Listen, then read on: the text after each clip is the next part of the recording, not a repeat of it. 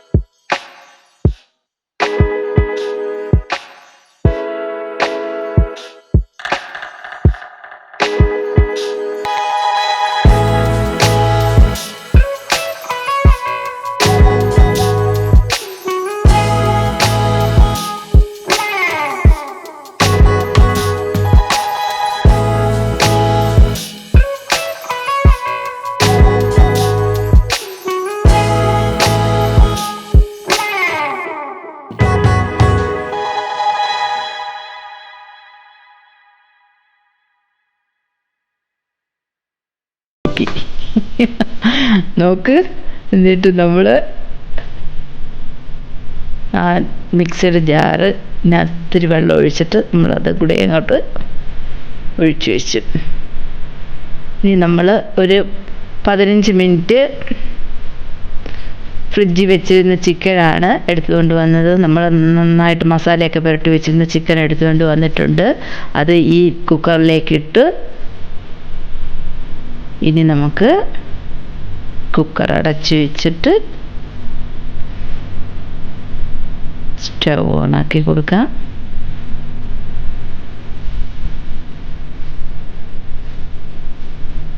ഇനി അതൊരു വിസിൽ വരട്ടെ. ഒരു വിസിൽ വന്നു കഴിയുമ്പോൾ ചെറിയ ഫുൾ ഫ്ലെയിമിലൊന്നും വെച്ച് കൊടുക്കരുത്. ഇപ്പോൾ വിസിൽ വന്നു കഴിഞ്ഞു. ഞാൻ കുക്കർ ഓപ്പൺ ചെയ്തിട്ടുണ്ട്. നോക്കൂ, നമ്മൾ ലേശം വെള്ളം ഒഴിച്ചിട്ടുണ്ടായിരുന്നു. പിന്നെ ചിക്കനകത്തിൽ നിന്നും ഉള്ള എല്ലാം ഈ വെള്ളമെല്ലാം ഊറി ഇറങ്ങിയതാണ്. ഇനി അതൊന്ന് വറ്റി വരട്ടെ.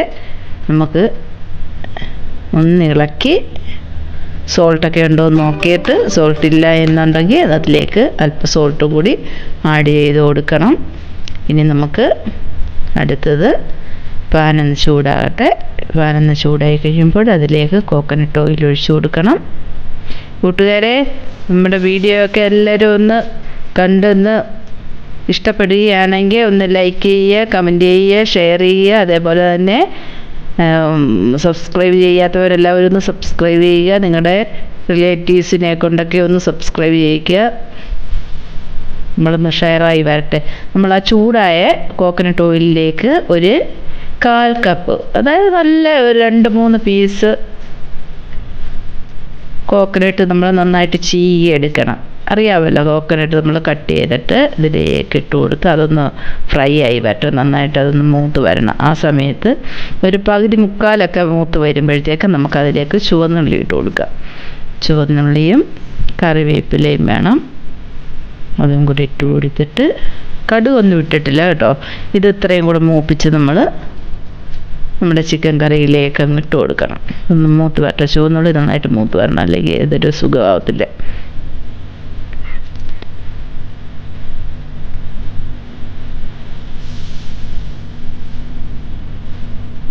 എല്ലാം ഒന്ന് മൂത്ത് വരട്ടെ.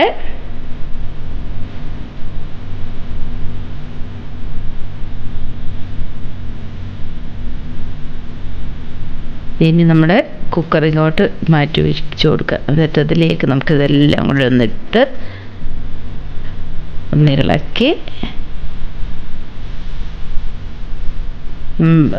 പിന്നെ ആ ചിക്കൻ വെന്തിട്ടുണ്ടാവും. നമ്മൾ പിന്നെ ഫ്രഷ് ചിക്കനാണെങ്കിൽ നമ്മൾ എന്ത് ചെയ്യണമെന്നറിയോ, 2 വിസിൽ വരുന്നിടം വരെ വയ്ക്കണം. ഇതിപ്പം നമ്മുടെ ബോയിലർ ചിക്കനില്ലേ, അത് പെട്ടെന്ന് അത് ചൂട് തട്ടി കഴിയുമ്പോൾ തന്നെ അതങ്ങ് വേഗം. എങ്കിലും നോക്കണം, കുക്കർ ഓപ്പൺ ആക്കിയിട്ട് നമുക്ക് നോക്കുമ്പോൾ അറിയാമല്ലോ ചിക്കൻ വെന്തിട്ടുണ്ടോ എന്ന്. എൻ്റെ കുക്കറിൽ വെച്ചിട്ട് ഓരോ കുക്കറിനും ഓരോ വേഗമല്ലേ, ഒരേ ടൈമും അതുപോലെ വേകുന്ന സമയമൊക്കെ വ്യത്യാസമായിരിക്കും. ഇതുപോലെ ഒന്ന് ട്രൈ ചെയ്ത് നോക്കുക. ഇനി അടുത്തൊരു വീഡിയോയുമായി വരും വരെ ഗുഡ് ബൈ.